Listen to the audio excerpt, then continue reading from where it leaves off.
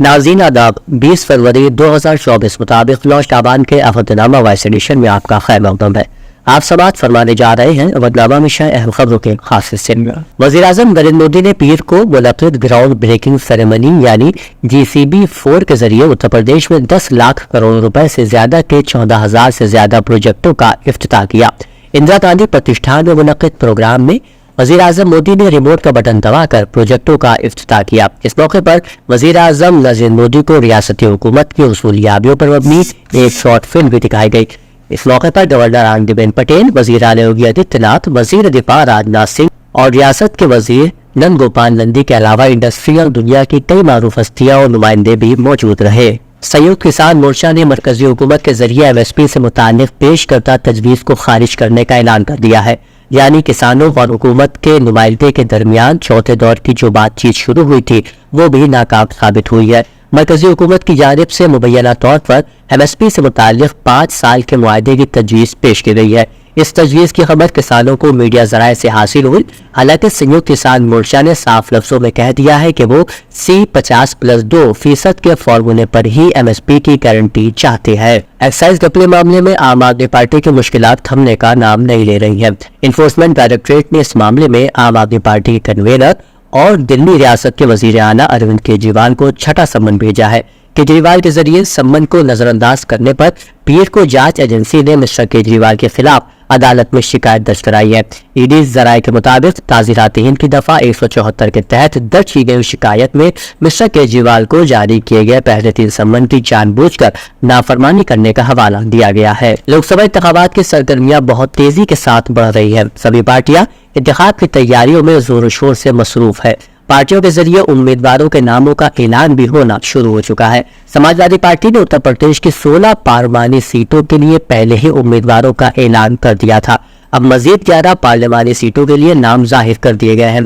गाजीपुर से मुख्तार अंसारी के भाई अफजाल अंसारी को टिकट दिया गया है, जबकि मुजफ्फरनगर से हरेन मलिक को उम्मीदवार बनाया गया है। समाजवादी पार्टी के जरिए नई फहरिस्त जारी किए जाने के बाद मजबूरी तौर पर 27 सीटों के लिए उम्मीदवारों का नाम सामने आ चुका है। पीर को राहुल गांधी की भारत जोड़ो न्याय यात्रा का 37वां दिन है, जबकि यूपी में सफर का चौथा दिन है। पीर को राहुल ने प्रतापगढ़ से सफर का आगाज किया, जिसके बाद वो अपने पुराने पार्लिमानी हल्के अमेठी पहुंचे। राहुल ने जलसे आम से खिताब किया और एक बार फिर मरकज को शदीद निशाना बनाते हुए उन्होंने कहा कि अगर आप लोग नहीं जागे तो भूख से मर जाएंगे। वज़ीर दिफा राजनाथ सिंह ने वज़ीर-ए-आज़म नरेंद्र मोदी को दुनिया का दूरंदेश लीडर करार देते हुए कहा कि उन्होंने सनअतकारों और सियासतदानों के दरमियान ताल्लुकात के तसव्वुर को बदलते हुए मुल्क में तरक्की की हवा चलाई। इंदिरा गांधी प्रतिष्ठान में मुनक़िद ग्राउंड ब्रेकिंग तकरीब से खिताब करते हुए उन्होंने कहा कि मुल्क की तरक्की को लेकर मोदी जी की दूरंदेश सोच उन्हें दूसरे लीडरों से मुमताज़ बनाती है। जहां आम नुमाइंदे अपने इलाके के मसाइल की जानिब ध्यान दिलाते हैं, वहीं मोदी की सोच हल्की होती है। उन्होंने कहा कि एक दहाई पहले तक सियासतदानों और सनअतकारों के दरमियान ताल्लुकात को शक की निगाह से देखा जाता था और उसे खतरे की घंटी समझा जाता था, लेकिन मोदी ने गुजरात के वज़ीर आला के तौर पर अपने दौर में इस ताअस्सुर को बदलना शुरू किया और गुजरात में तरक्की की गंगा बहा दी। बहुजन समाज पार्टी की सुप्रीमो मायावती ने एक बार फिर दोहराया है कि उनकी पार्टी लोकसभा इलेक्शन में किसी भी सियासी पार्टी से इत्तेहाद नहीं करेगी। मायावती ने पीर को अपने हामियों को आगाह किया कि वो किसी अफवाह या बहकावे में न आए। BSP तनहा लोकसभा इलेक्शन लड़ने के लिए तैयार है। BSP ने एक्स हैंडल पर अपने पोस्ट में लिखा कि आइंदा लोकसभा इंतखाबात BSP के जरिए किसी भी पार्टी से इत्तेहाद न करने की बार बार वजाहत के बावजूद आए दिन इत्तेहाद से मुताल्लिक अफवाहें फैलाना ये साबित करता है कि BSP के बगैर कुछ पार्टियों की दाल गलने वाली नहीं है, जबकि BSP को अपने लोगों का मफाद ही सबसे ज्यादा अजीज है। जामियातुल कुर्रा खदरा के अजीजी हाल में बाद नमाज मगरिब जश्न दस्तार क़िरात हफ्स व सबा का जलसा मुनक़िद किया गया, जिसमें हिंदुस्तान के मशहूर कुर्रा, उलमा और शयूख ने शिरकत की। जलसे का आगाज कारी अब्दुल सुबहान ने तिलावत कलाम बाग से किया। मंजूम खिराज अकीदत मोहम्मद जम्माद अनवर ने पेश किए। निजामत के फराइज जावेद अशफाकी ने अंजाम दिए। जलसे की सदारत कारी शेख मोहम्मद यूसुफ अजीजी बानी जामियातुल कुर्रा ने की। मुक़र्रिर ख़ुसूसी के तौर पर मौलाना मुफ्ती फयाजुद्दीन मिसबाही, मौलाना शरफुद्दीन मिसबाही और कारी मोहम्मद नसीम कादरी ने मुख्तलिफ अनावीन पर खिताब फरमाया, जबकि मुफ्ती अबुल इरफान मियां फिरंगी महली और मौलाना सैयद गुलाम जिलानी ने हालात हाजिरा पर गुफ्तगू की। तरबियतुल मुस्लिमीन एकेडमी एंड वेलफेयर सोसाइटी के ज़ेर एहतिमाम मदरसा तरबियतुल मुस्लिमात निस्वा के तहत मस्जिद अम्मार इब्न यासिर मुलायम नगर में पहला जलसा तक़सीम असनाद اعلانات منعقد ہوا۔ صدارت ڈاکٹر شاہد مبین ندوی اور نظامت حافظ عبدالرحمان خان نے کی۔ مہمان خصوصی کی حیثیت سے ندیم احمد صدیقی، شیخ عبدالمتین، عبدالعلیم اور شیخ عبدالصبور سراجی نے شرکت کی۔ مہمانوں کا استقبال حافظ شہاب الدین ندوی نے کیا۔ اس موقع پر خطاب کرتے ہوئے ڈاکٹر شاہد مبین نے کہا کہ امت کے سنہرے مستقبل کے لیے عصری علوم کے ساتھ ساتھ دینی علوم کا حاصل کرنا نہایت لازمی ہے۔ اس موقع پر طلباء و طالبات کو اسناد اور انعامات سے نوازا گیا۔ آخر میں حافظ شہاب الدین نے حاضرین کا شکریہ ادا کیا۔ مسلم پرسنل لا بورڈ کے رکن مولانا عتیق بستوی نے اتراکھنڈ میں یونیفارم سول کوڈ قانون کی منظوری کے بعد سخت رد عمل کا اظہار کیا اور کہا کہ یہ سیاسی مقاصد کے لیے اٹھایا گیا قدم ہے، اس کے خلاف ہم عدالت عظمیٰ کا رخ کریں گے۔ اتراکھنڈ میں یونیفارم سول کوڈ منظور ہونے کے بعد آسام حکومت نے بھی تعداد ازواج اور یونیفارم سول کوڈ قانون لانے کا اعلان کر رکھا ہے۔ مولانا نے کہا کہ یہ دونوں حکومتیں اقلیتی طبقے کے خلاف استحصال کو لے کر مقابلہ آرا ہو رہی ہیں۔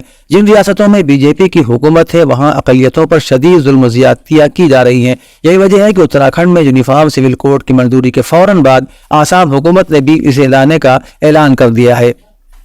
اودنامہ کے جہاں صفحے کے مطابق وسطی غزہ کی پٹی میں کئی علاقوں پر اسرائیلی بمباری کے نتیجے میں 70 افراد ہلاک ہو گئے۔ سرکاری ایجنسی نے عرب ورلڈ نیوز ایجنسی کے حوالے سے بتایا کہ بمباری کے نتیجے میں دیگر درجنوں افراد زخمی بھی ہوئے ہیں۔ انہوں نے کہا کہ ہلاک اور زخمی ہونے والوں میں زیادہ تر بچے اور خواتین ہیں۔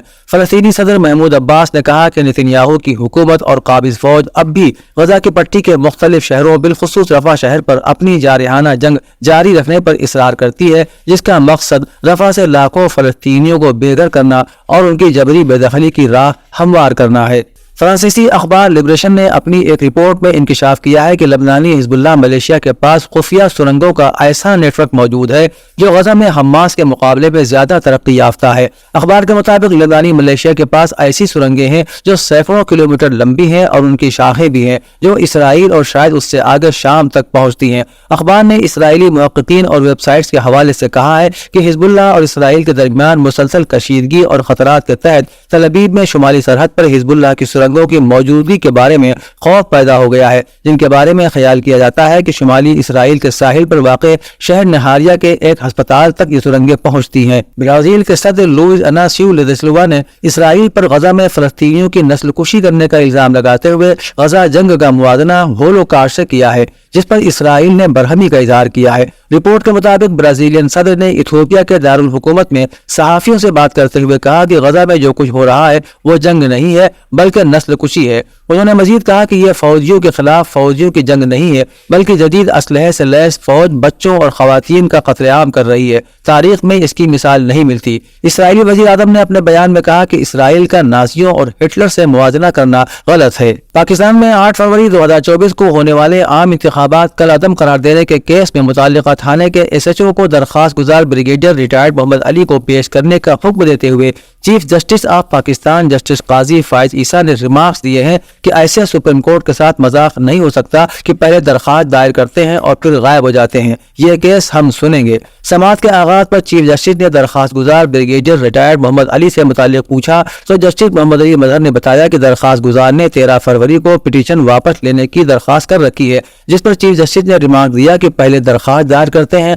اور پھر غائب ہو جاتے ہیں۔ کیا صرف تشہیر کے لیے درخواست دائر کی گئی؟ سپریم کورٹ کا غلط استعمال ہم نہیں کرنے دیں گے۔ برطانیہ کی حکومت نے حکام کو ہدایت دی ہے کہ وہ طلباء کے رویے، توجہ کو بہتر بنانے، پڑھائی میں رکاوٹوں کو دور کرنے اور بچوں کو سائبر بلنگ اور پریشانی سے بچانے کے لیے ہر اسکول میں موبائل فون کے استعمال پر پابندی عائد کریں۔ برطانیہ کی وزارت تعلیم نے پیر کے روز کہا کہ وزارت نے ہیڈ ماسٹرز، اساتذہ اور اسکول کے عملے کے لیے ہدایات جاری کی ہیں، جس میں کہا گیا ہے کہ تمام اسکولوں کو نہ صرف کلاسوں کے دوران بلکہ وقفوں اور دوپہر کے کھانے کے اوقات میں بھی پورے اسکول کے دن میں موبائل فون کے استعمال پر پابندی لگانی چاہیے۔ وزارت تعلیم کی طرف سے جاری کردہ دستاویز میں کہا گیا ہے کہ اسکول میں موبائل فون پڑھائی اور لطف اندوزی میں رکاوٹ کا باعث بنتے ہیں، اس لیے اسکول کے دنوں سے موبائل فون کو ہٹا کر ہم طلبہ کے لیے ایک محفوظ ماحول بنا سکتے ہیں۔